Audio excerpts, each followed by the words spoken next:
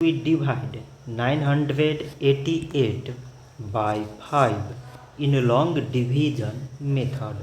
5 times 1 is 5. On subtracting we get 4. So now we put down this 8 and it is 48.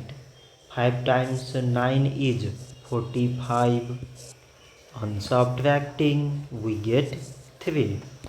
So again we put down this 8 and it is 38. 5 times 7 is 35. On subtracting we get 3.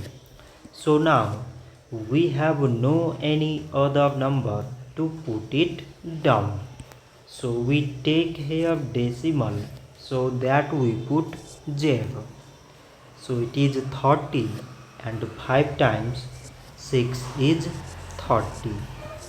On subtracting we get 0. So 988 divided by 5 is 197 decimal 6. So this much for today and thanks for watching.